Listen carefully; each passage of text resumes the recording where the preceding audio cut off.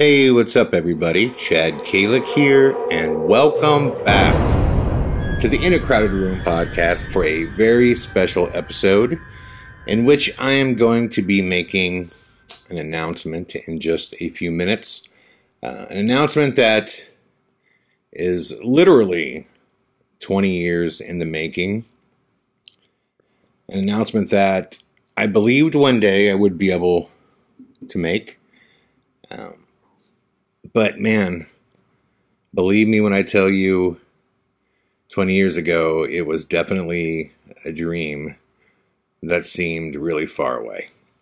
But before we get to what that announcement is, I want to give you a little math so you understand, I guess, kind of why this is such a big announcement. When it comes to independent films, there's an estimated 10,000 films a year that are made in the United States.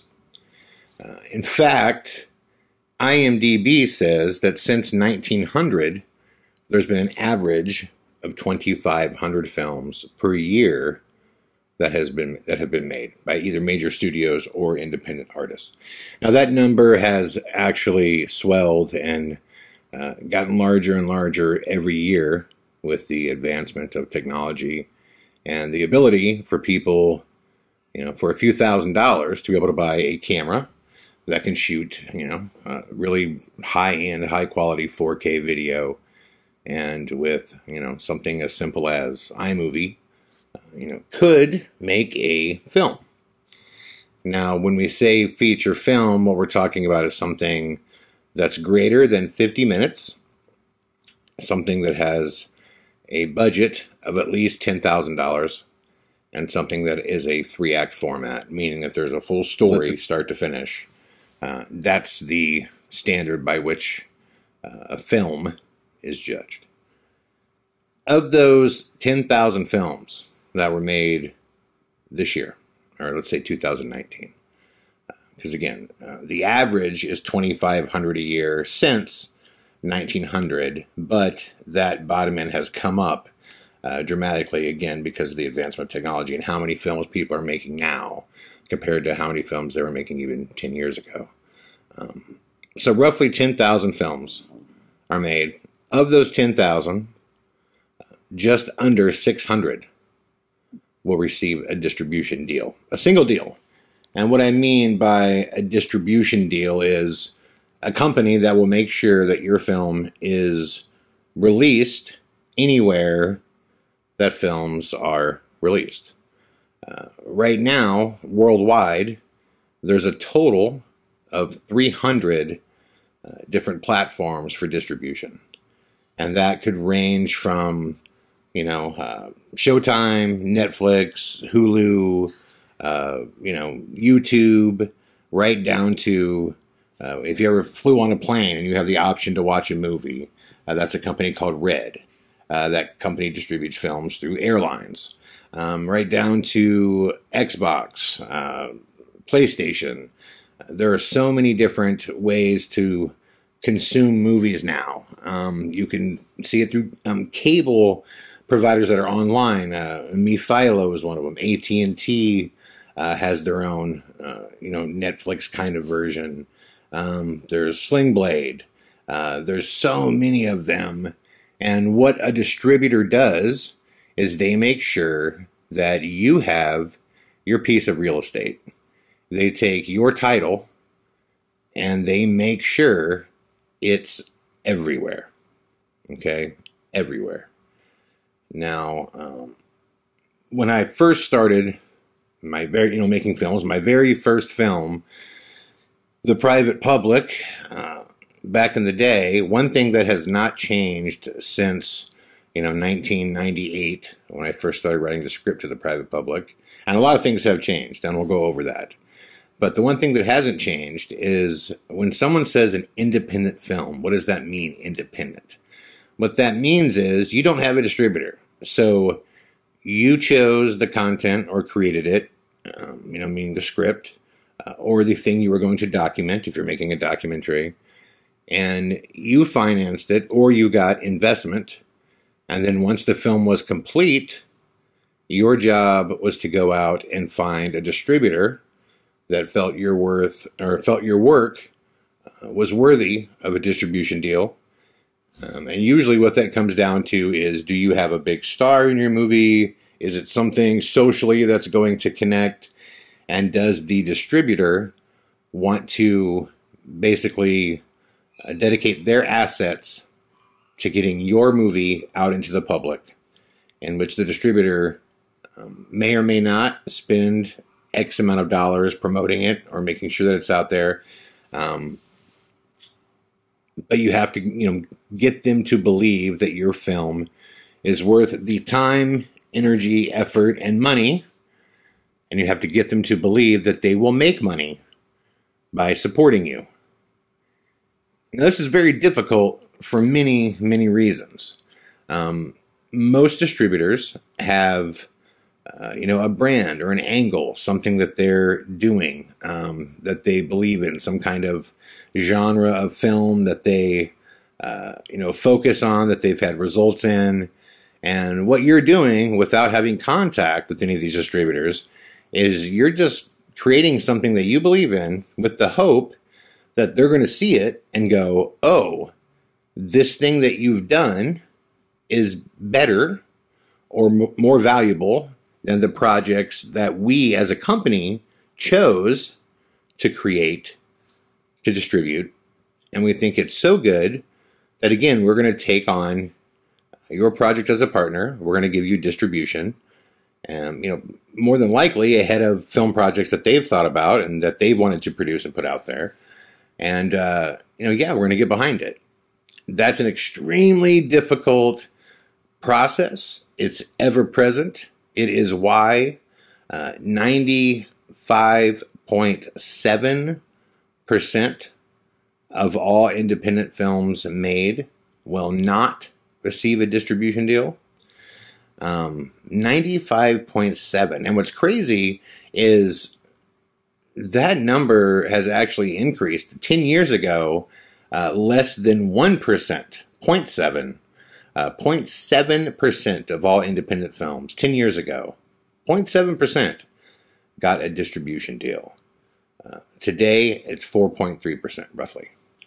So that's when I say 10,000 films have been made and just under 6% got a deal. It's not exact, because if it was exact 10,000, 6% of that is 600. But roughly 10,000 films are made, and roughly just under 600 films, received a distribution deal. Now, on all of my films that I've ever made, I've received 2 formal distribution agreements. My very first film that I ever made, The Private Public, we signed a deal with Showtime.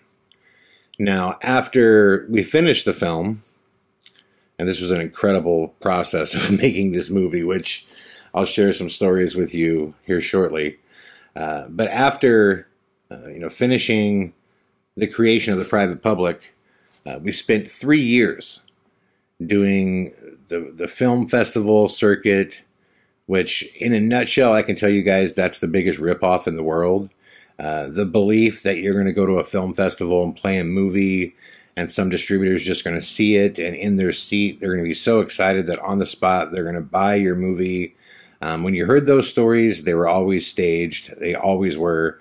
It was to get other people to send their films in for consideration, only to be turned down. All film festivals, all of them, they make their money by submission fees.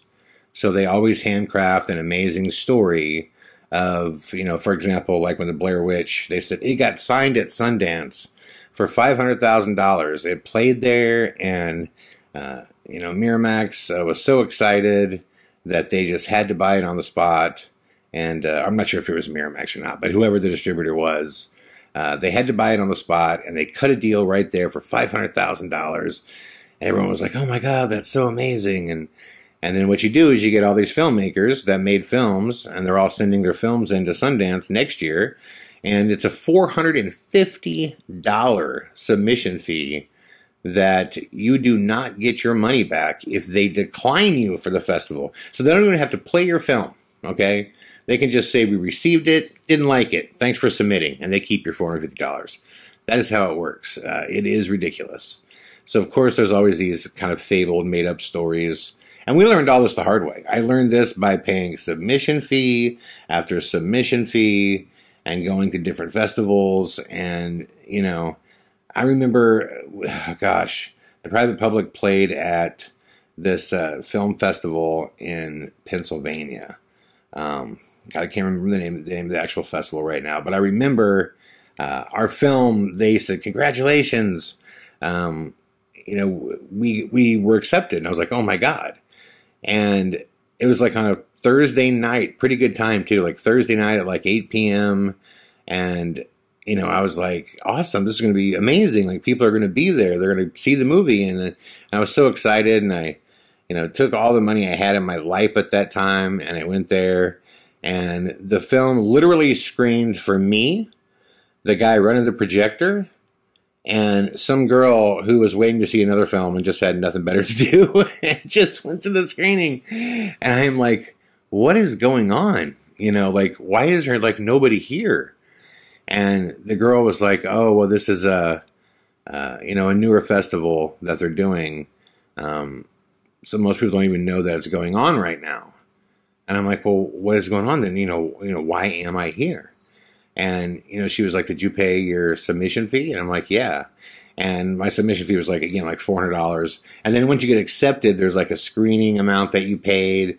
And then there's like a seating arrangement thing that you paid. So in total, basically, it was like something like $1,400 I ended up paying to have my film screen.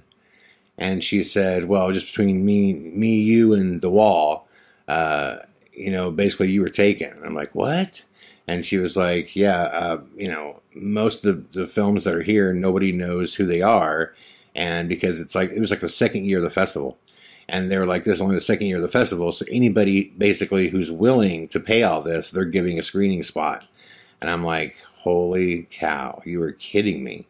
And I had just heard about the festival for this old website that was called filmfestival.com that listed all the festivals. And that one was close to New York. So I thought this would be great.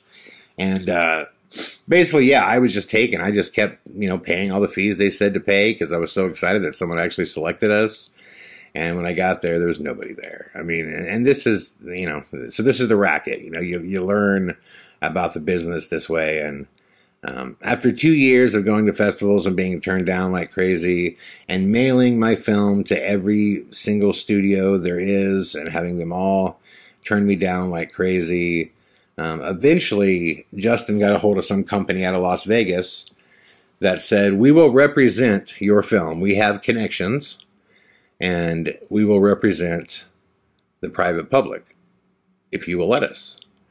And we were like, okay, well, you got to do something, though, man. You got to get us a deal, you know, because we don't have distribution, man, so we're dead in the water. And he was like, no problem, I could pull off a deal. And it turns out that he did have a friend at Showtime who, you know, saw the film, actually saw that there were some names in it. There were some guys from The Real World in it. Tracy Bingham was in it from Baywatch. You know, it was my first film I ever made. I mean, it was just riddled with problems. And a cast that was mixed with very good performances, with just horrible performances, and a director that just destroyed the words I put to a script and created something totally new. And I could go on and on and on and on with the problems here. But basically, this guy said, yeah, we will represent your film, and we will go out and get you a deal. And they said, and here's the good thing, the split's 80-20. I'm going, that's pretty good. Wow. So they're going to do all this work and get us a deal and give us 80%. I said, well, that's totally cool. But then I countered with, you know, 85-15. And then he called me back and said, well, I don't understand. Why would you want to give us 5% more? And I was like, whoa, hold on. So the 80 is you? And he's like, yes, the 80 is me. You're the 20%. I'm going, wow. So we went out, you know, raised this money, made this film, this 3-year process, and fell flat on our ass and couldn't find a distributor, only in the end to sign a deal that, gave this person 80%. Well, they did. He did have a friend at Showtime who watched the film and saw that there were some marketable things there, and they signed a 7-year deal. And basically, it ran on every different Showtime. It ran for 7 years too, like 3:30 in the morning, every night, a time where nobody would see it. And it was a deal that just annihilated us. I mean, it was a terrible, terrible deal. So that was my first kind of like soiree into the world of distribution, if you don't know your head from your ass. And it was a nightmare. It was scary. And because of that, from that point moving forward, I just always wanted to be purely independent. I wanted to build my own, independent deal. I wanted to build my own independent distribution company. And then I realized that's next to impossible. If you're one person and you're trying to get a film out there to the world and you're just going to sell it through your website, that's very difficult. You got to have some kind of help. But to make a long story short, I eventually wound up with a great team. And that was one of the biggest things is I had, at that time with the private public, I had just gained a manager, but I didn't have, a strong financial partner. I didn't have an agent. I didn't have a sales agent. I didn't have a distribution agent. I didn't have a lawyer. I didn't have any of that stuff. And I had no reputation. I had no name. I had no anything.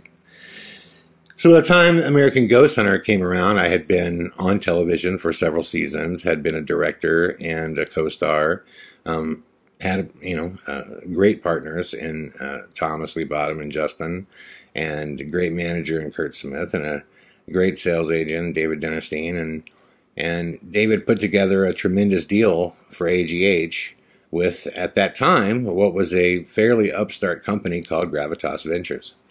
And Gravitas was a distributor that focused primarily on North America. They had 84 different platforms that they distributed to. A few of them were international, a few in the UK and Australia, but primarily, they were North American. And it was the opposite experience of the first one. I would have loved, every filmmaker always wants everybody in the world to, push and promote their film harder. But looking back on it, they did a great job of making sure that the film was available all over the place. You guys saw it was on Hulu. Not only was it on Hulu, AGH ended up being the #1 most watched paranormal documentary of all time on Hulu. But Gravitas also got it, like I said, on Xbox. They got it on PlayStation. They got it on all the on-demand stations. I was just really, really, impressed by, how many places they got the film. And the deal was really, really good. I'm not going to give you the exact numbers, but it was pretty much the opposite of the first deal I had. And it was a great experience. It was a great experience. And I remember thinking, this is cool. Okay, I'm a little more trusting now. But at that time, this was a huge deal because, again, there's only so many films that can get a distribution deal. And when I first started making films back in the day, I remember having this conversation with Justin, and we used to always talk about how amazing it would be if you owned your own film studio, meaning that you could make films and you could pull the trigger and get it out to the world, like whenever you wanted to. And you had complete creative control. And we used to call that the Beastie Boys deal. We'd be like, wouldn't it be awesome to get a Beastie Boys deal if you were a filmmaker? And the reason we said that is the Beastie Boys were known throughout the music business for having the most artist-friendly record deal that has ever been struck. It was through Capitol Records. Didn't start out that way. The Beastie Boys' first record deal that they ever got was to Def Jam, and it was through Rick Rubin. And, they were taken pretty handily. I mean, they were really fucked over.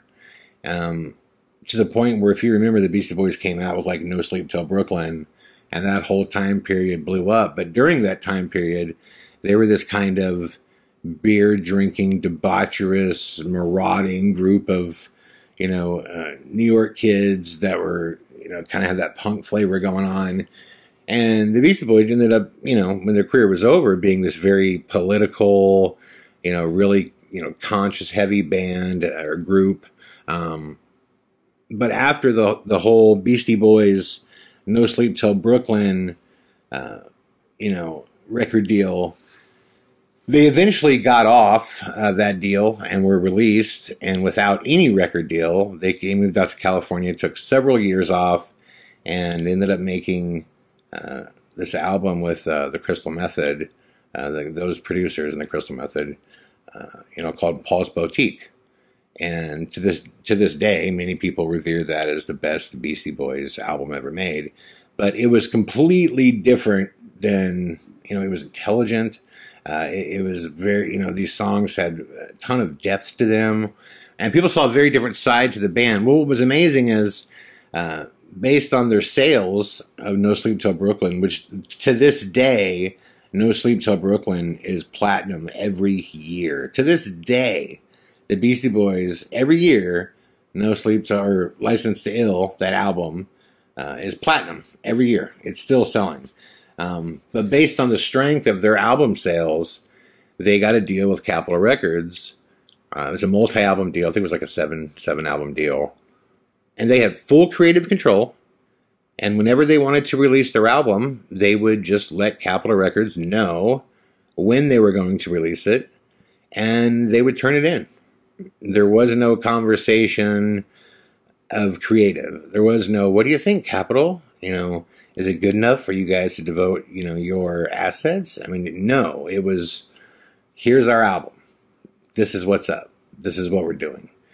And it kind of set the standard for, what you hope to gain as an artist. Also, their royalties were at that time some of the largest royalties ever paid to an act. I think they were at 22%, which most acts on their first album get between 4 to 11%, meaning for every album sold, they will get 4 cents to 11 cents per album. And that is only after the record company has recouped all of the money they spent on promoting the band. So typically, bands will go out, tour for 2 years, and if the label's pushing them and promoting them, believe it or not, they will end the fiscal year owing the label money. There's a great documentary about this with 30 Seconds to Mars, how, they had the #1 rock album in the world, for over 2 years. And then they came out with their second album. It shot straight to #1 in Billboard. And after a year of touring with that, they still owed their record company like $15 million. They owed the label $15 million. #1 album in the world for years. So that's that Hollywood accounting, So again, the dream scenario, if you're an artist, is to be able to create your own studio. If you're in music, your own label. If you're in film, your own studio. That you have complete and total creative control, and you have a royalty rate that is incredibly in your favor. No less than 75% on each sale. Meaning, you, the artist, me, if we sell, a copy or a rental or a watch or review, 75% of that sale should return to the artist. In a perfect world, it's 80%. In a really perfect world, it's like 85%. But now you're getting into like, Elton John type of numbers. But that was the goal. So you can imagine how, when Justin and I very first wanted to make a film, having never made a film before, how far away the thought and the idea would be that one day I will have my own studio where I can release my movies to the world whenever I choose, and a powerful distributor that will make sure, that I have that, that ability to reach people. So what was really cool is American Ghost Hunter. So we did that one-off deal with American Ghost Hunter, and it did really well. And it did really well consistently. And a lot of that was due to all that touring that we did, which I want to thank you guys so much. We're going to talk about that more. But a lot of it was because we just kept pushing and pushing and pushing. And I was so committed that, honestly, guys, I was just proud of my family. I just felt like my family laid it out there, man. And I knew that never had there been a film, whether you liked American Ghost Hunter or did not like it, that was, honestly, it was kind of irrelevant to me. What I wanted people to see and what I felt like you could not deny is it was the most honest thing you've ever seen from a family dealing with those issues. Because I know my family, I know my father, I know my mother, I know what we went through to do that. And look, the final 20 minutes of that film, of course I'm biased, but I'm telling you, man, that is it's the most honest footage you're ever going to see, in any kind of reality-based documentary. The situation between my mother and I and my father and just Lorraine and all that shit. I mean, that was as real as it gets, man. And I just felt like American Ghost Hunter, I thought it told a powerful story. And it wasn't even necessarily a paranormal story as much as it was about, if I remove myself from it and I look at it not being me, what I would see is, the paranormal is the background, it's the foundation. But this is a story about a son who is fighting so hard to trust his mother, to just regain trust, and not being able to. It was this very humanistic story, and it was about the struggles that a family goes through when you encounter something as powerful as the paranormal, and the multiple layers that it just takes over your life, and your ability to have normal friends, a normal job, your ability to trust, your ability to have a good night's sleep. It just takes over all of that. The paranormal just destroys it. But at the core of it is this, incredibly unjust betrayal of trust that goes on within a family. And I felt like it was so important for people to see that. Because I know there's a lot of people that deal with it all the time, that don't know there are others who deal with it, that you're not alone, that this happens all the time, and it's very real. I thought it was very important for people to see that, but I also just thought it was very important for people to see that there's resolve, that there's always, I should say, a path to resolve. There's no matter how dark a situation is, there's always a path to resolve. You don't ever just give up. And that's on everything in life. Like, just don't ever just give up, because the game's over when you stop playing it. And that's what I thought American Ghost Hunter, that's what the voice of AGH, spoke to me, and I hope spoke to the audience about, and I believe that it would, is that there is always hope. And if there's hope, then there's a chance, and just don't give up on that, And so we pushed and pushed and pushed and pushed that film so hard as we were, prepping to do A Blood Red Sky, which to this day is my favorite film ever, which we'll talk about that a little bit more in a second too. But anyways, the point being is AGH did really, really well between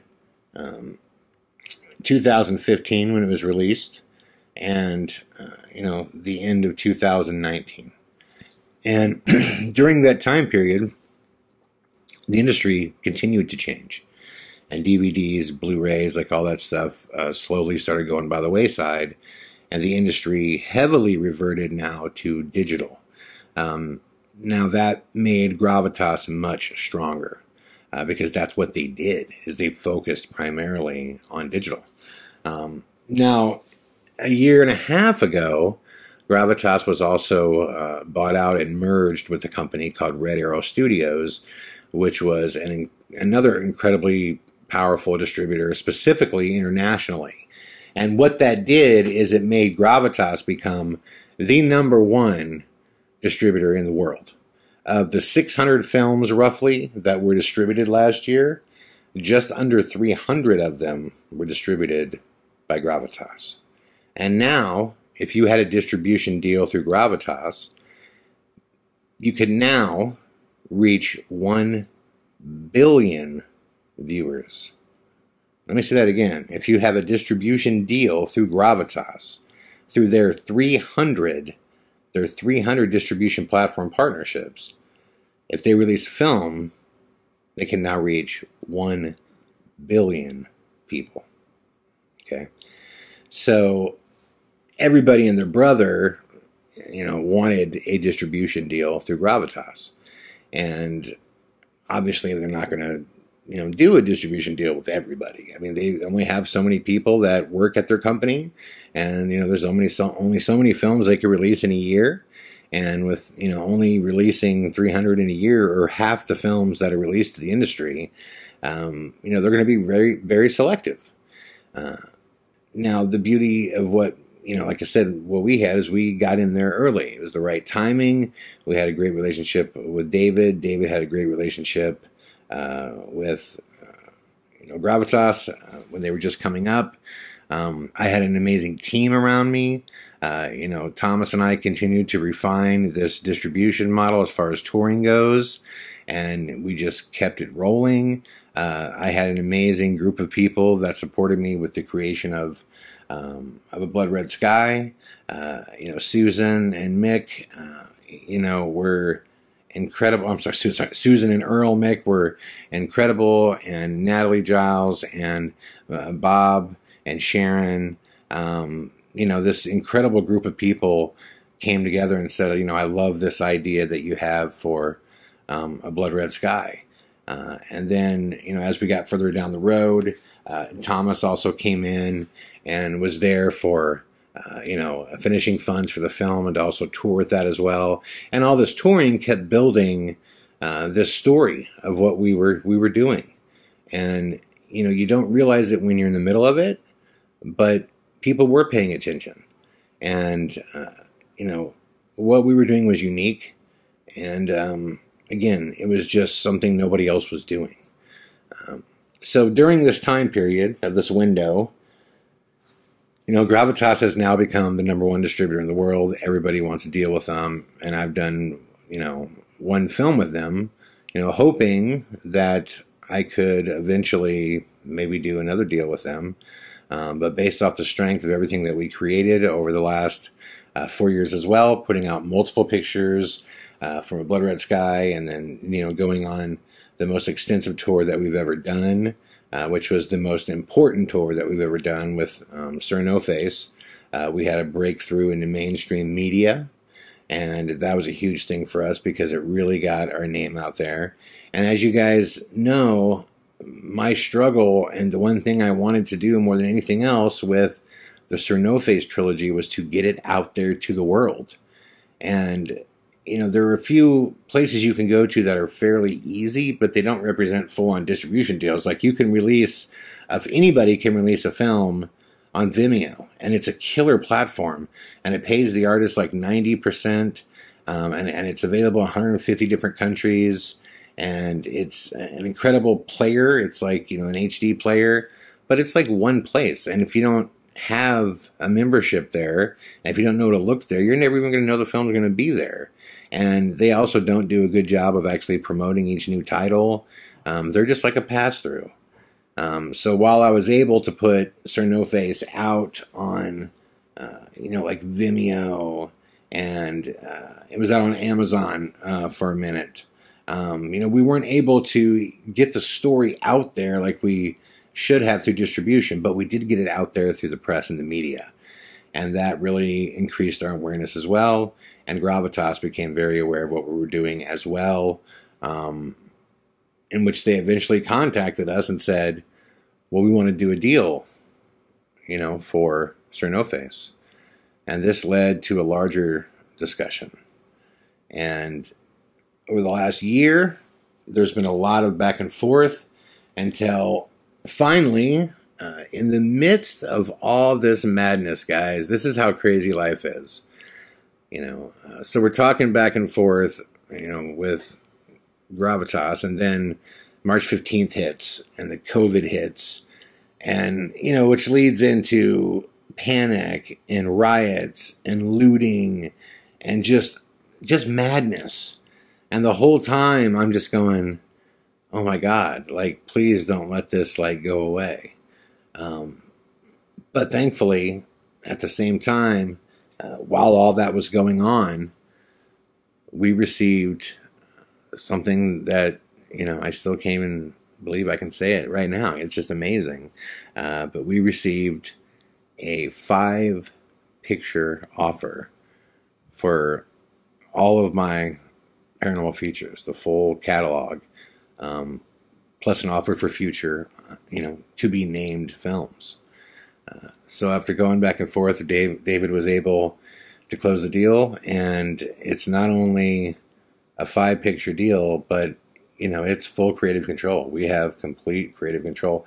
They are going to be re-releasing American Ghost Hunter, and for the first time ever, they're going to be releasing A Blood Red Sky to over 300 outlets, cable channel, like you name it. It's finally going to be available in the UK. Finally, they're going to be releasing Sir No Face. Also, they are going to be releasing Two-Face the Grey, and also they're going to be releasing Phantom Rider. Worldwide, Craig's story will finally be heard and seen by the masses. This is, my hands are even shaking right now announcing it, because it's just like, this is what you set out and pray one day you can do. Like, this was the deal. Like, back in the day, you just go, God, wouldn't that be amazing one day if we could just make our movies and just, we're the distributor, we just release them.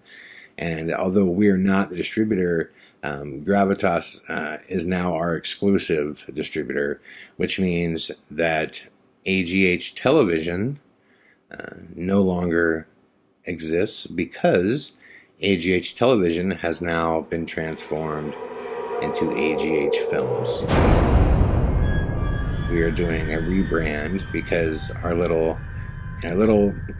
independent production house has now become our independent film studio, as we can now make our films and release them to 1 billion people.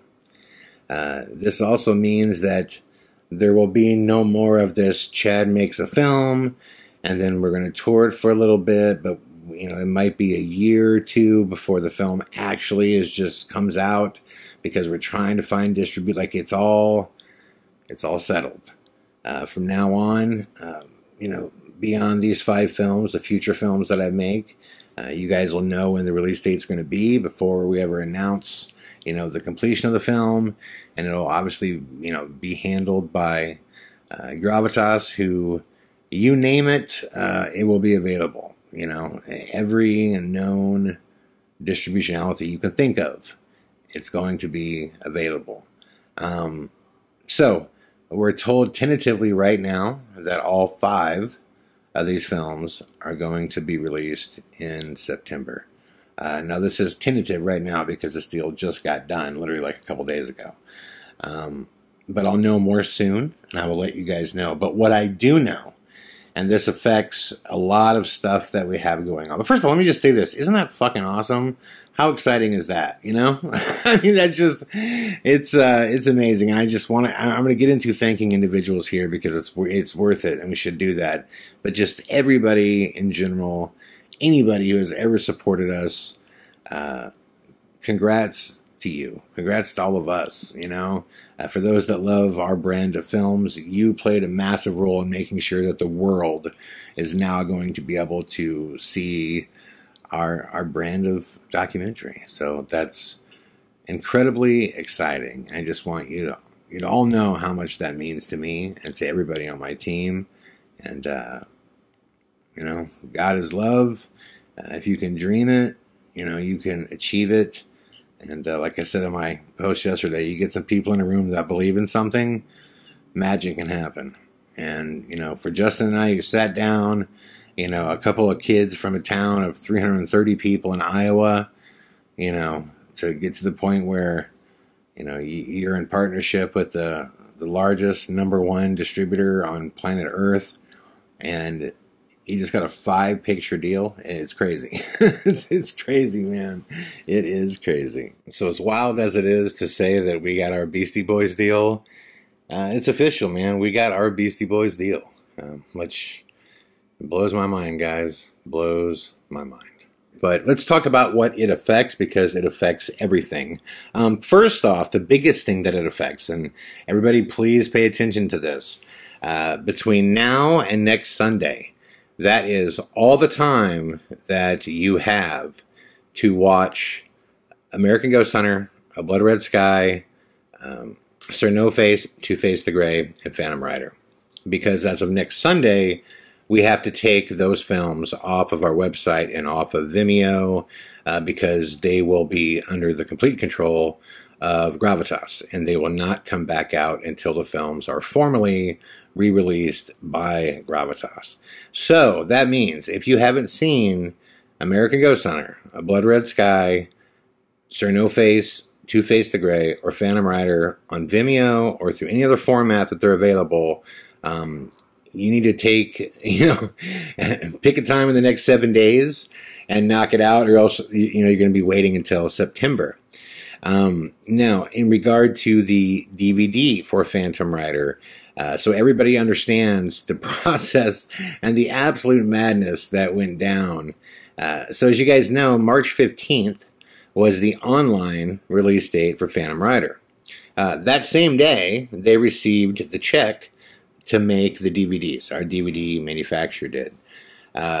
No sooner than them receiving the check did the state, install the statewide mandatory, no work order, basically, where if you weren't an essential, dubbed an essential service, you had to stop working. Our DVD distributor, I guess DVD distribution is not an essential business in California, so they were shut down. They were actually shut down until what was supposed to be June 3rd. Now, you guys know what happened in June 3rd. The riots broke out, and I don't know if people understood how bad this was. But if you look on the screen right now, I'm going to show you, this is just the list of businesses, just the list of businesses in Santa Monica that were destroyed from looting and fires and being, like, it was bad. My neighborhood still, if you drive through Santa Monica right now, you see nothing but boarded up businesses. I think most people are waiting on their insurance claims. But things got really bad here for a couple of weeks, right down to the point where one night, this is a true story, I had the 3 a.m. watch over our courtyard to make sure everybody in our building could sleep, because there were gunshots going off here, there were tear gas canisters flying off, there was an absolute madness in my neighborhood. I am a block away from First Street, which is 2 blocks away from 3rd Street. That's all the promenade. That's where all that went down. So our DVD distributor is in Santa Monica. And, well, they have 2 businesses. They have one in Santa Monica, and then they have one just off the 405. Well, what's crazy is Santa Monica first gets hit, and I'm thinking, well, okay, we'll be all good. Things should be cool. And then on the 7th, massive fires break out along the 405, right where they're at. So they were completely shut down until last Thursday, in which I'm told that as of today, they are supposedly beginning with our pressing of our DVDs for Phantom Rider. Everybody who has ordered the DVD to Phantom Rider, you will receive it. This deal with Gravitas does not take that away from you whatsoever. It's coming to you. That purchase was made in advance, so you're all good with that. Also, when you do get it, please note there is an extra scene in there, a really cool extra scene, and there is the completed credits at the end, in which there's another little secretive scene there as well too. So it is a slightly different version too. That will be coming to you. For those of you that have ordered the online version of Phantom Rider, although I will not be offering it after next Sunday on Vimeo, I do have a way to set it up where those of you who have already purchased it, I do have a way where your password will allow you to keep watching Phantom Rider online whenever you choose, and the same thing with Sir No Face and Two Face. Your password will still allow you to watch them online privately without them being offered by Vimeo on demand. Now, in regard to 74 minutes, this is really actually kind of cool and exciting for you guys how this all went down. If you remember, March was going to be, my month to really knock this film out and get it done and get it ready to go by a mid-April release. Well, if you remember, right after March 14th, if you were following me, at the end of March, I got COVID-19. And yeah, it sucked. Did I feel like I was going to die from it? No. Was it a bad sickness? Yes. But during that time period, the worst thing about it was I had to quarantine in my bedroom for 15 days, which was not fun.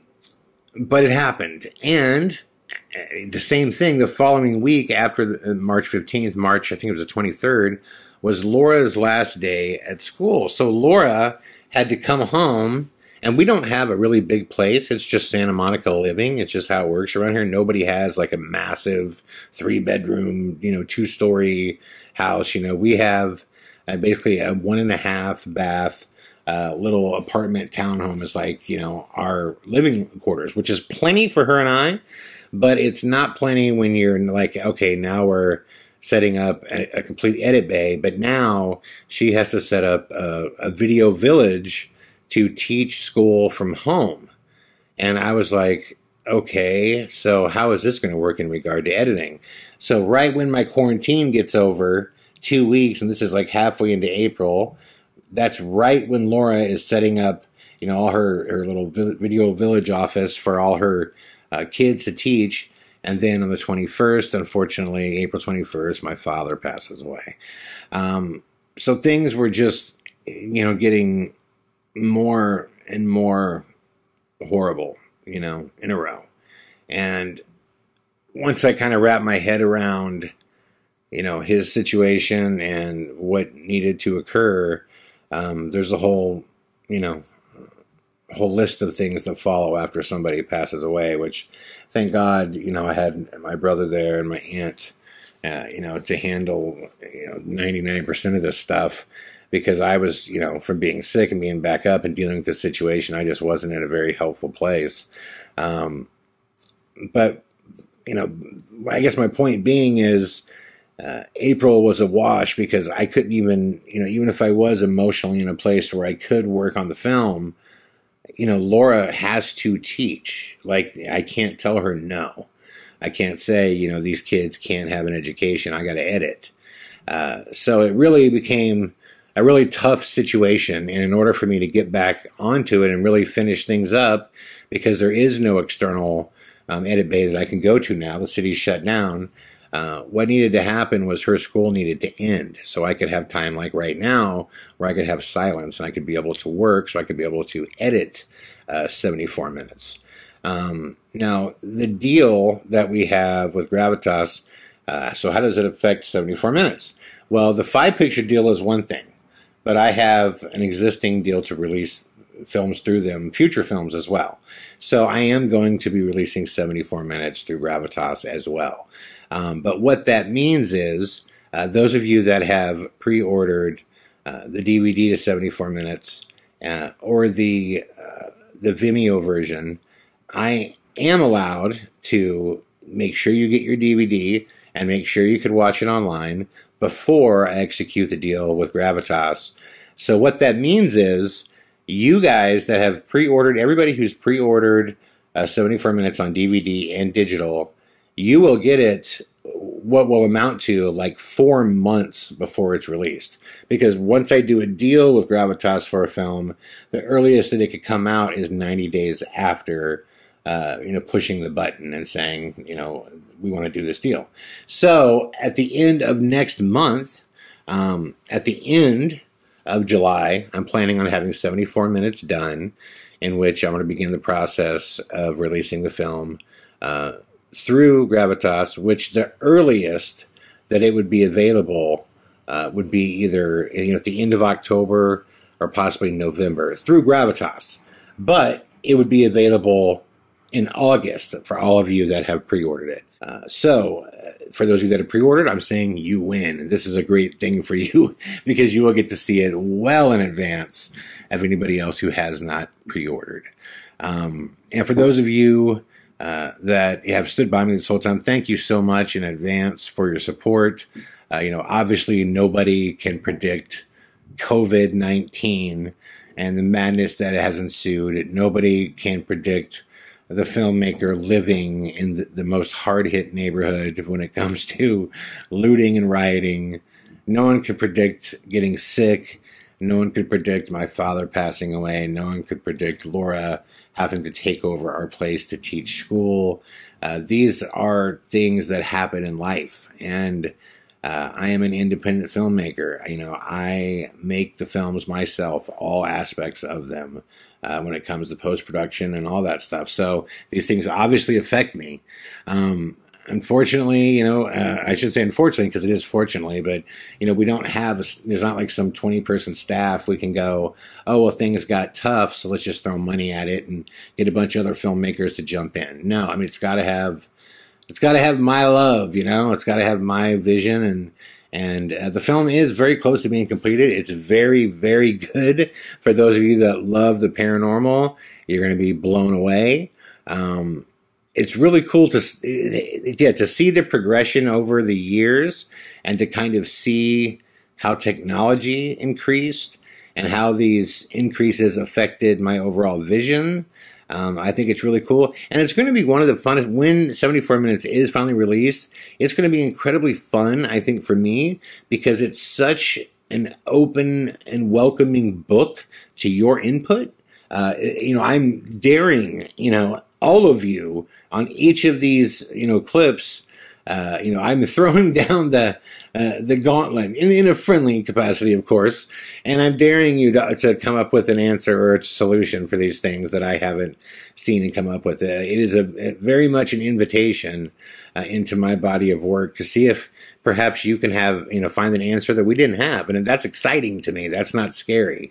And of course, if you just like evidence, it is really cool to see this much in one film.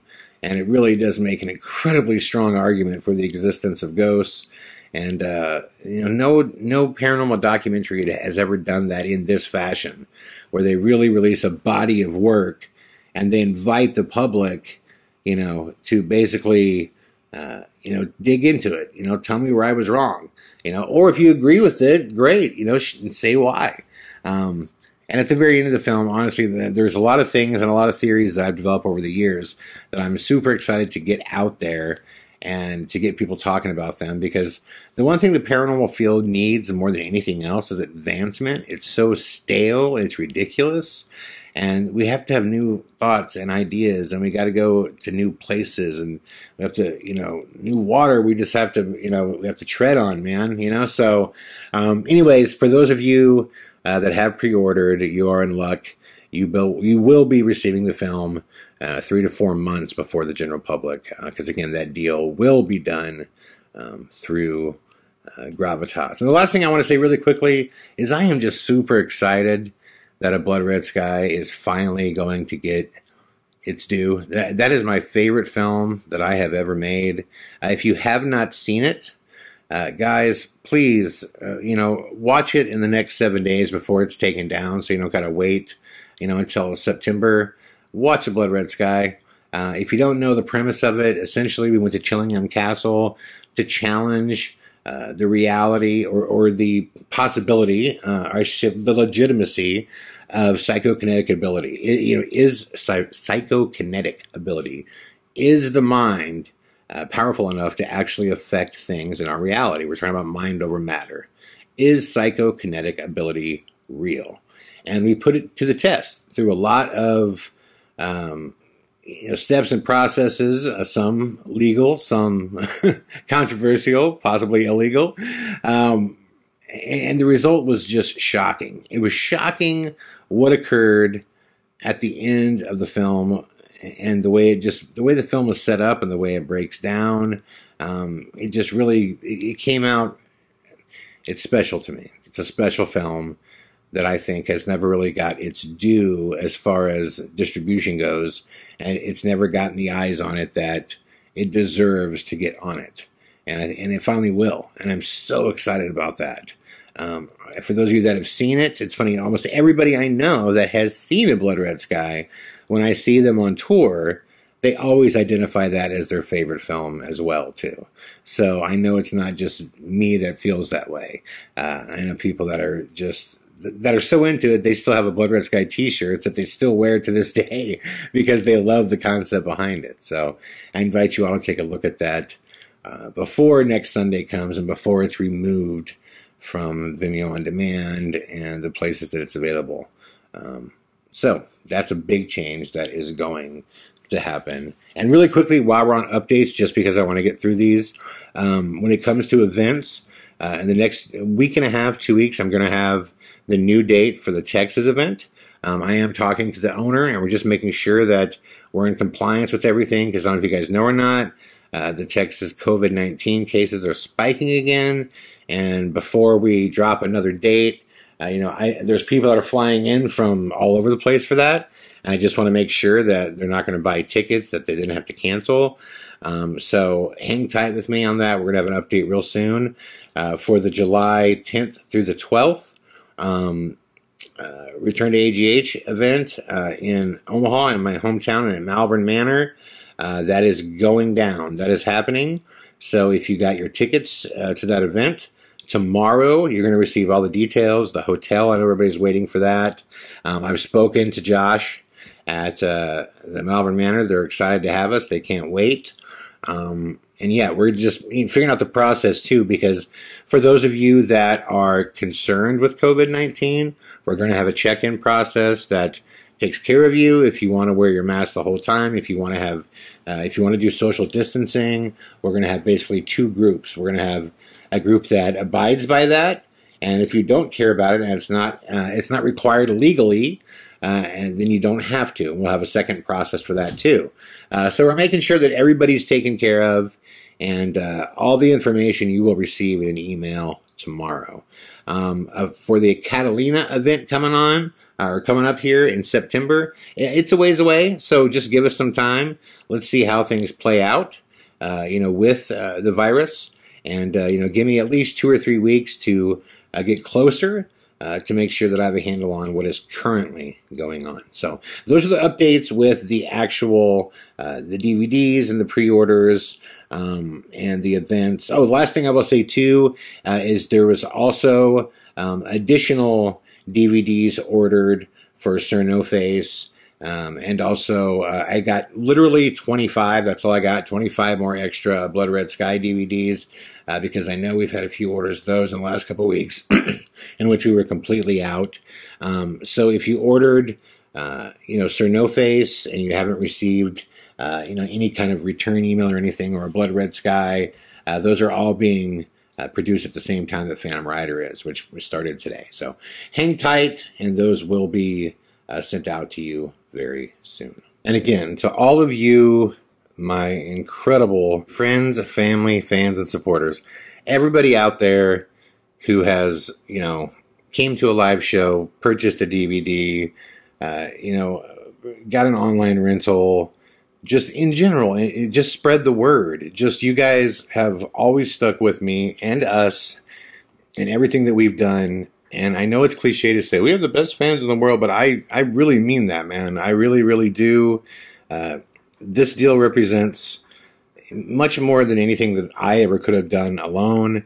I have an amazing team, which I'll talk about in a second. But, through their support, we've created something that I believe is really special.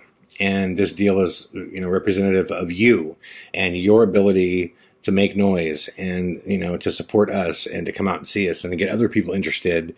There's just been so many of you that I've gotten to know over the years that have, really, went above and beyond the call to, spread the word. Paula Garlack, I love you so much, sweetheart. You are an amazing friend and fan and supporter.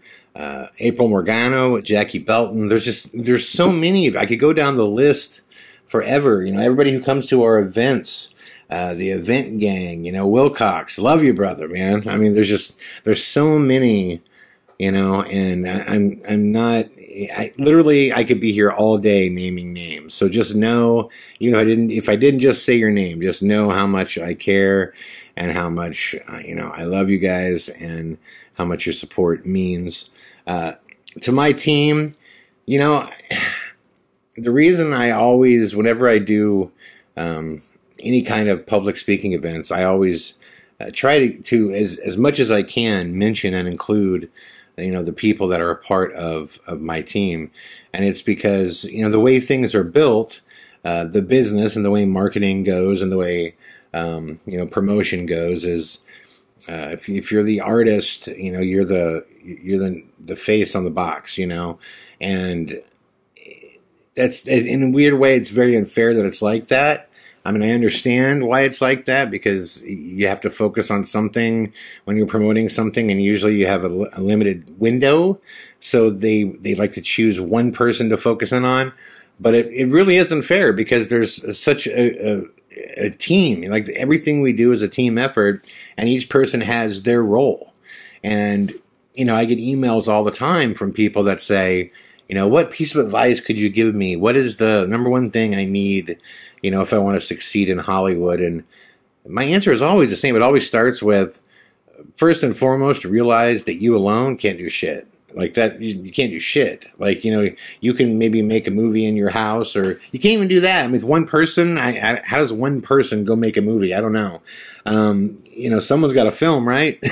Like, starting with the basics. Somebody else has to film you.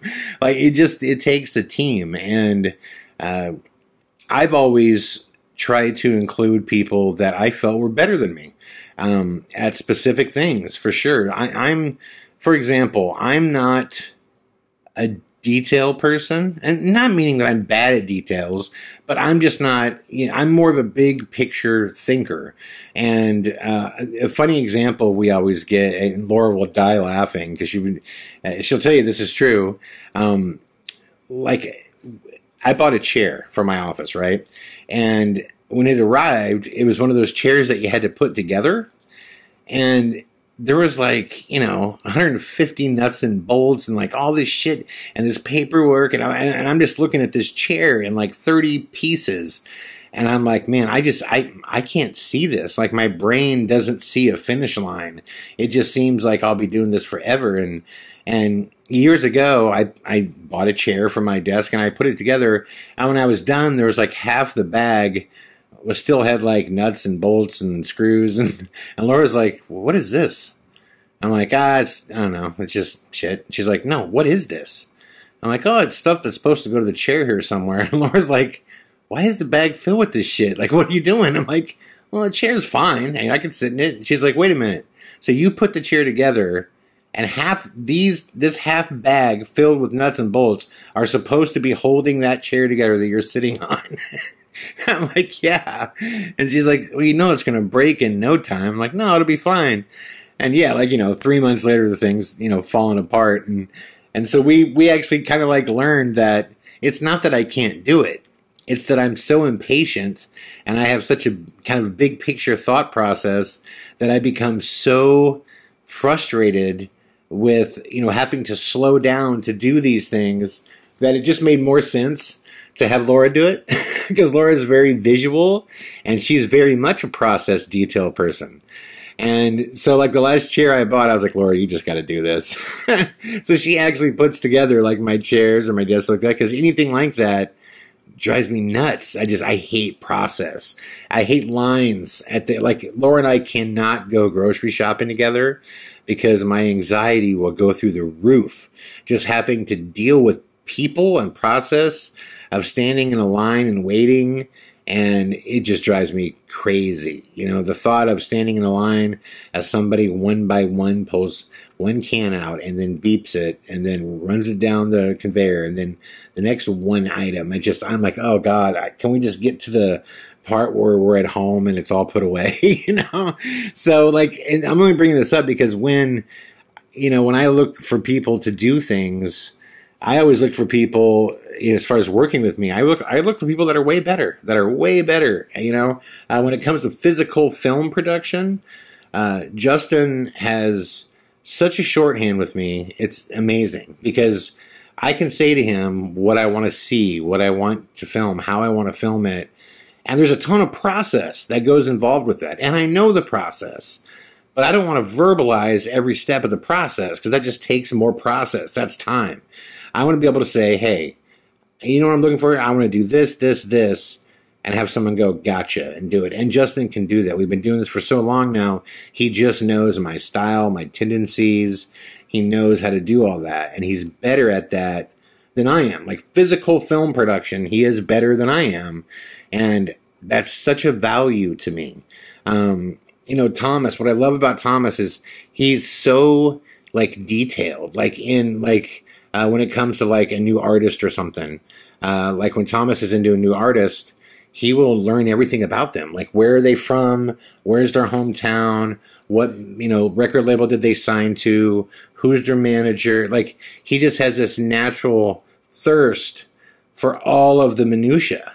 And that's so valuable. And I know it is because, again, at times when I apply that to other things in life, I'm looking towards the big picture.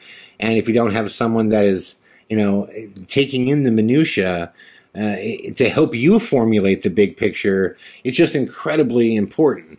The one thing that Thomas and I both see eye to eye on is we're both sticklers, with schedule. But he's way better than I am. He's just, if he gives you a time that he's going to do something, he will do it at that time. You don't got to think about it. If he is going to do something or tells you he's going to do it, he just has that. You can, like I said, you could place bets on it, man. You could set your clocks on it, and that's so much better than I am. And it's so important when you're putting together a team to have people that are so good at these things that they do, And, Thomas is also always very aware of what's going on across the board in the entertainment business where, I'm guilty of kind of following the things that I'm into, but not having a grand awareness. Justin is hardly aware of anything that's going on in the entertainment business. He's more of a political guy. But they each, have their roles and they do their things so good, and Thomas is also, as a financial partner, look, the name of the game in filmmaking is, getting the most out of each dollar. It's about keeping costs as down, as low as you can. But you also have to have that person that, when you see an opportunity and it comes, Sir No Face would not have been made, period, would not exist if Thomas wasn't out with us and experiencing the things that we were seeing together as Craig was showing us this footage and it was all kind of playing out in front of us. There was a split-second decision that had to be made. There was things that had to happen right there. And unless you have that partner that can do that, that could be like, yes, I see this, and we're going to take this leap. Sir No Face wouldn't be here. If Sir No Face wasn't here, this whole deal wouldn't be here. So there's just so much to it that, I just have an amazing team. Kurt is so good. He knows how to handle. I'm a very excitable person. When I'm into something, I just get so into it. And I could also get very down about something too. That's why I have these theater of pain tattoos on my arm. And usually the theater of pain tattoos, one's crying sobbingly and one's smiling really bright. And mine on my arm, one is kind of grinning a little bit and the one looks a little somber. And what that is, it's a reminder to me to just keep it even keel. That most of the mistakes that I've made in my life have come when I've gotten too emotional. Too emotional. And Kurt is so good at reeling me in and just being like, yo, nothing is as good or as bad as you think. Come back to earth here for a second. Let's figure this out. He's so good at negotiating where I'm not a great negotiator. If I sit down across a table from somebody, and part of it is because I am that passionate artist that I so badly want to just make the film. I want to get there. I want to do it. That process is so exciting to me that I learned when I was younger, more so than now, especially when I was younger, that a lot of times I was willing to give up too much just to get to the process. And, Kurt was always just like, hey, listen, man, get your worth, and let's do this, the best way that we can, because each one of these films is going to matter and it's going to propel you forward, and you had better be getting the most out of everything that we're doing, because you just can't rewind the clock, And he has been spectacular at that for as long as I've known him. He is, Kurt doesn't just get his deals, man. I mean, he gets his deals that kill, So he's incredible at what he does, and he knows how to manage me and help me. He's, like I said, he's better than me at that. And even in my own marriage, I mean, Laura is just so, God, she's amazing, man. She's amazing at all that stuff. She's just amazing at process and keeping a cool head and seeing the big picture and judging things for what they are and not being too emotional. And she's just very conservative. She just slows me down. And I've been blessed with just this circle of people that, has consistently been there to just help, just help the dream, come alive and become our dream, and realize the things that I do better than them. And I guess that's the best way to put it, is they put me in a position where I can be the best at what I do good. That's the best way I can describe it. For the things that I do good, they make it where I can be the best that I can be at that in any given moment, any given situation. And if you don't have that, you're not going to make it out here. You're not going to make it in this business. It just is what it is. So to my team, thank you guys. We've gotten to this place, and this marks a new chapter. AGH Films is here, and I will never forget the run that AGH Television had, and what occurred over that time period. And again, I mentioned them earlier, but I also want to again thank Susan and Earl Mick, and also Bob and Sharon and Natalie, the team that came behind me, and they financially supported me to make A Blood Red Sky, which was this completely experimental film that had so many potential downfalls, and they just trusted me to go after it in the concept, and it all worked, and they loved it, and I loved it. And again, Thomas came in at a time where we really needed him to help us with that project, and he did, and he supported us on the touring end of it as well. And it's just, but I want to thank that initial team. Again, another group, another team, and they've continued to be beyond my team with the Blood Red Sky. Susan is our merchandise person on the road. Sharon is my personal assistant when I travel anywhere, which is awesome. Literally her nickname is Mama, because she is a mother to me. She is I love her like a mother. And she's a great friend, but I love it. I just love her like family, And Bob just helps with anything. Bob's always been what do you need help with? I got your back. And Bob is one of my best friends, just like my bro, So that's what's cool about this too, is that this group of people, this team, this family, everybody believed. And, a couple kids, like I said, Justin and I, 2 kids from Persia, Iowa. I've got to a place now where I can have an idea for a movie, and there's nothing stopping it from my brain to the computer to 1 billion people now. And that is truly magical. Having said that, I know this is a storytelling podcast, and I promised I would share a few stories, and I'll answer a few questions too. One of the questions I got, this was in the past in general, was what is one of my favorite stories that taught me the biggest lesson? And I knew when I got this question that I wanted to answer it during this podcast, because I could tell you a situation that, man, it taught me a lot from top to bottom. When we were raising money for the private public, the first film I ever made. Now, back then, it was a different process. There was no HD film yet. Everything was on film. We had Dana Altman, Robert Altman's grandson, believe it or not, loved the script and wanted to make the film and signed on to produce it. And, we had to raise $500,000 Now, this is back in 1998, before I'd never made a film in my life. Justin was working on Twister, like in a very, he was like parking cars and stuff. He wasn't like any key position.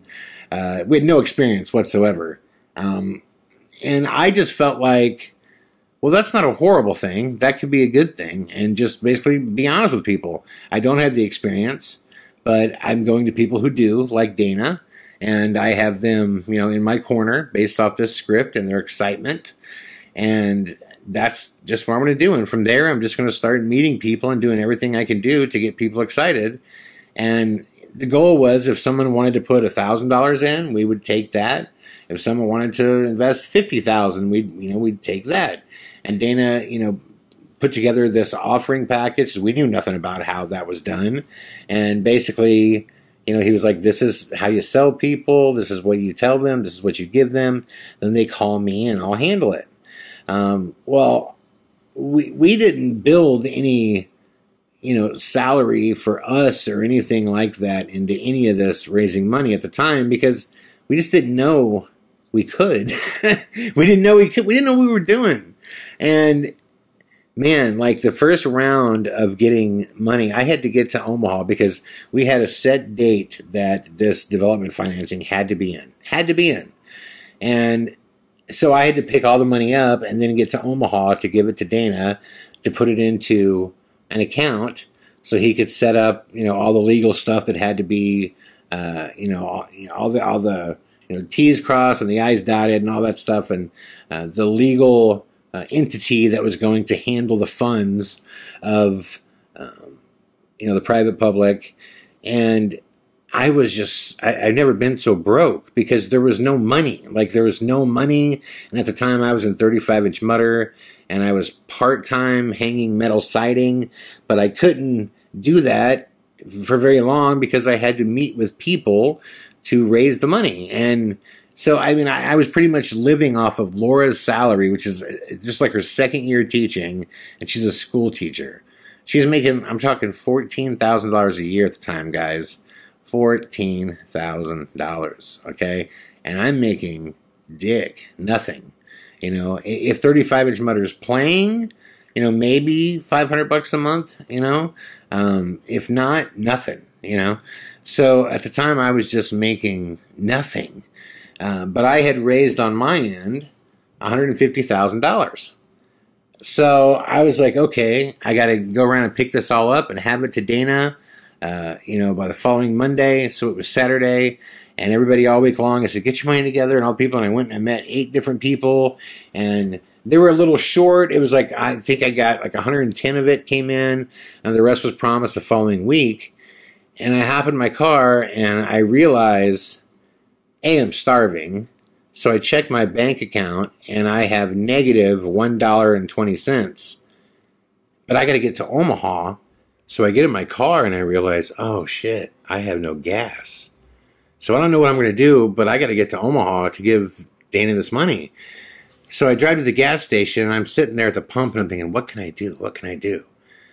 So I decide, well, I'm just going to, see if the good heart of this person working at the gas station, maybe they'll just understand my situation and they'll let me just borrow some gas and then I'll figure out. So I actually go inside and I tell this guy, the whole story and what's going on. But if I can get to Omaha, then I have family there. And I promise you, I will come back, man, and I'll give you the money for the gas, that you let me borrow. And, he stops and he's listening, he pauses for like probably 4 or 5 seconds. And he's just like, fuck out of here with that, man. He basically just says, yeah, fuck off, dude. No, like, that's not how this works. I'm like, no, you can't help me. And he's like, I cannot help you out, man. I'm like, okay, God damn it. So I go back, I get in my car and I start driving home and it just hits me like, you can't go home. You got to get to Omaha. I'm like, oh, Jesus. So I turn back around and I go all the way to the highway and I pull in this little come and go. It's what it's called, come and go. And I pull in and I'm just like, man, I can't just steal gas, can I? Like my dad taught me when I was young. I'm like, I told you the story about my dad and just stealing those stamps, and still it just weighed heavily on me. And I'm like, but I gotta get to Omaha. So I was like, fuck it. I just gassed up and just bounced. Just bounced, man. And the whole time on my way to Omaha, I am like, it is killing me. It is crushing me. That it was like $10 worth of gas. Just enough to get me to Omaha. But it's crushing me. Because I'm no thief, man. I was like, this is mind-blowing. I have, over $100,000 in my pocket. And I don't have $10 for gas. It was the realization of that moment that I am doing something incredibly wrong. So I get to Omaha and I give Dana, the money. And I'm like, listen, dude, I'm broke, man. Like, I got nothing. I need money for gas. I need money for food. Like, all this money is from my friends that I've raised and family. Like I need your help. And he had this kind of like, well, not my issue fucking, approach. And I was just like, what is going on? Like, why doesn't he care? And so through conversation, we start talking about what he's going to do with the money. And he talks about that he's basically going to pay his bills for his studio for that month because they're using the studio as the main production house, and that could be line itemed. And I'm like, so wait a minute, dude. I'm like, I don't have $10, but you can pay, $7,000 a month basically for this, all your bills. And he's like, well, they're not my bills. They're bills to make this movie. And it was my first kind of insight into the fucking dirty pool that gets shot, like in this business. And I was like, oh my God, I cannot believe what is happening right now. Like, I literally don't have money to eat right now. I'm freaking out because I don't have any money to eat. I'm literally freaking out. So I start bitching and kind of throwing a fit. He ends up giving me like $5 to go get tacos. And the next day comes around, and our lead actor, Jason, comes into town, and I picked him up, and on the way to the set, he wanted to get pizza. So I'm like, okay, cool, I'll take him to Old Chicago. Remember, I have no money. So I took him to Old Chicago, and on the way there, my friend Clint and Justin are with me, and they come and join me too. And it's just me, Justin, Clint, and Jason. And, I don't order anything. I say there, I'm like, hey, yeah, I'm cool. I already ate. I'm fine. Just because I don't have any money. And I don't want to buy anything.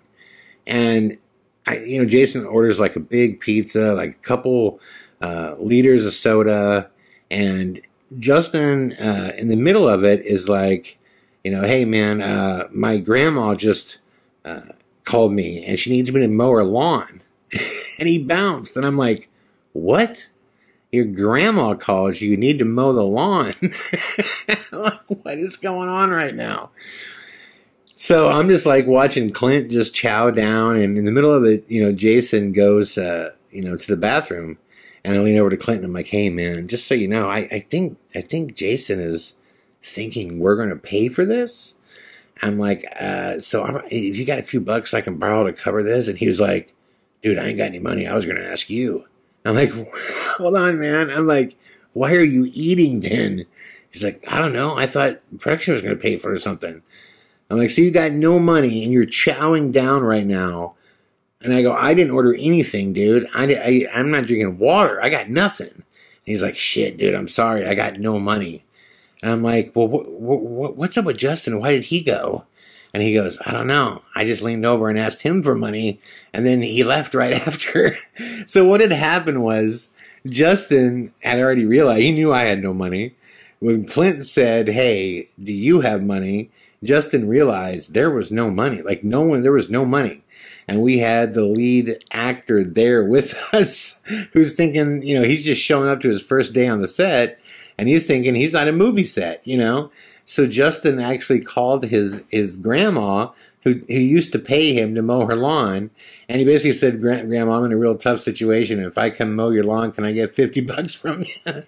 And she says yes, and he's trying to mow the lawn in time before we get done eating to make his way back to pay for the pizza that none of us can afford, that we didn't order. And again, I'm like sitting here going, oh my God, what the fuck am I doing? Like, this is insane, man. And he didn't make it back in time. And I ended up saying to Jason, hey, man, right now we're just working out some money shit. I ain't got any cash on me, but I'll hit you back, which I did. I ended up paying him back. And I also, just so you guys know, I made my way back to Des Moines 2 days later, in which I went back to that gas station. And I gave the guy the money for the gas and apologized. And he was super cool. I thought and I would have taken my medicine, man. I said, listen, if you got to call the cops, I get it. I'm like, but I was just in a tough spot, dude. And I'm not a thief, man. So here's the money for it. You know, if you need me to do that. And he was actually super cool. He couldn't believe that I brought the money back. He was like, I can't even believe that. Wow. It's like, I thought we just got taken. And I'm just like, no, man. And I guess I'm bringing this up, guys, because each of these events that seem horrific in the moment, you know, it goes back to a story my dad once told me, and, you know, we're sharing, you know, Father's Day just went by, and I remember this amazing story that he, you know, this conversation we had about, you know, the pain and the struggle and the suffering along the way, that's the real reward in life. That in those moments, you know, I learned, like I truly learned, like, the thing about, you know, pain and grief and anxiety, they're tremendous teachers. And they're tremendous teachers. Very few people learn anything off of, you know, happiness, parties, and good times. You know, through the gas and go thing with Dana and the money, I realized that, you know, at 19 years old, I had not done my homework. I should have went into that, you know, knowing that I need to be taken care of. So before I ever start raising any kind of money, you know, what is my line item? You know, what are the averages? What's the median? You know what I mean? What's garden variety? Because I don't want to do anything that isn't industry standard, but there's got to be something set aside in development for a producer. And I didn't do it, and Dana knew it, so he took advantage of it. And I should have realized and learned, I should have known that going in, but I learned that. I learned that, you know, people are not going to look for ways to get you paid. You know, you need to take care of you, you know. And the situation with Jason coming in and landing, it's kind of the same thing. I realized that, you know, artists that come in, they have an expectation. And you've got to be able to meet that expectation. And if I couldn't personally meet it, I should have already taken steps to arrange to make sure that if he had any initial wants that they were covered. I'm just bringing all this up because, again, these are the priceless things that you learn with each failure. And failing is a part of getting good at something. The times that I have failed editing, like where I've tried something, an effect or something, or, it just didn't work. It just came out weird. It's a billion times that's happened, to finally get to a place where I know what works well. So how do you become a good editor? Well, you become a bad one first. And for a long time, you're really bad until you learn what sucks and how to fix it. And it's kind of like that with, getting to a place where you can make films that are good enough that a big company sees value in you and wants to give you a deal. And that's really what this overall process has been about, is the ability to use your failures as stepping stones. If you didn't reach your goal, you want to be closer to it regardless. And, my dad one time, I was talking about how I couldn't wait for college. I was out in the garage talking to him. And I was just saying, I must have been like 12 years old at the time. And I was just saying, I just can't wait till I'm a grown up. And he's like, why are you always in such a hurry to be a grown up? And I was like, well, shit, Dad, you don't got to ask anybody to do anything. And he's like, well, yeah. And I'm like, but yeah, I can't imagine that. I can't imagine waking up and being like, I can just go do what I want today.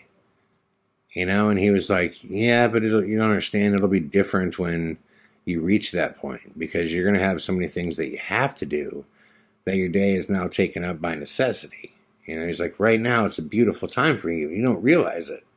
He's like, responsibility is a great burden. It is a great burden. He said that to me many times. Responsibility is a great burden. And it is. It is. And when you're a kid, you don't have any real thing. I mean, man, when I think back to when I was in high school, My life consisted of playing baseball, getting laid, and yeah, just being a jerk off with my friends, just fucking off on the weekend. I mean, like that was it. Like life was so simple back then. And, on the way to this point today where we're at, it's been a long collection of, having these little, points of failure that make you sharper and sharper and sharper. And then you start having successes. And then those little successes lead you onto bigger opportunities. And then if you're lucky, you're able to just, keep achieving those opportunities. But more often than not, when bigger opportunities come, there's going to be some failures that you have. Until you get so good at those things that you have a bigger opportunity again. And eventually the opportunities get to a place where they're meaningful. They're meaningful, to your life, to the life of others. And, one of the things he said to me is he said, when you finally get to a place in life where you're really, excited about where you got, you're going to look back and you're going to love these moments that you thought were struggles. Because he's like, that's the good stuff. I'll never forget him said, that's the good stuff. I'm like, what is? And he was like, the struggle. He was like, when you're starving, when you're just eating peanut butter and you're just still finding a way to do it. I was like, huh. I'm like, so it was like that for you? And he's like, oh, before I got burned when I was in the Air Force? Oh, God. He goes, yes, definitely. He was like, before I even went to the Air Force and I had your brother, your mom and I have literally dug through the couch looking for pennies, to buy some coffee, and so we could, sit down and have our government cheese with our coffee. And I'm like, holy shit, government cheese and coffee, what are you talking about, And he just basically, the point of the story was, man, the struggle is the reward. That you're going to look back and you're going to, remember those stories where you thought the world was ending, it was just so horrible. And you're going to look back and realize that it wasn't even that dramatic. You just made it that dramatic, and through that you learned how to do things better, and you learned how to eventually become, good at what you do, and you start getting places. But that's the beauty of it. And I saw that with film. I could tell you so many stories of Justin and I, even my old band. I can tell you so many stories, like the Top Ramen days, you know what I mean? Where you're just really dirt poor, man, and just struggling and thinking, man, there'll never be a day where I get to where I'm going. It's just too far away. And yeah, man, that stuff really is valuable. It really is valuable. The reward really is the journey and the struggles along the way. And I'm so thankful for those struggles, man, because there was a time where my first film, The Private Public, was just a painful blur because it was nothing that I wanted it to be. It turned out totally wrong. It just didn't, it was not what I had prayed for. But now I look back at it in this endearing way that, hey, we made our first film, got some names to be involved with it, and even though the deal screwed us to no end, we did get a deal from Showtime, which is no small feat. And all these stories of, starving, starving and not having the money to buy a 59-cent taco as I give Dana Altman $100,000 and having Justin, fake off, in mid-lunch or take off to, go mow his grandma's lawn. So he could totally, hopefully get back and fake like he had money and he could pay for lunch now, and just, like I said, all these learning processes, you just, over time, you wouldn't take any of those things back, but in the moment, they're incredibly painful,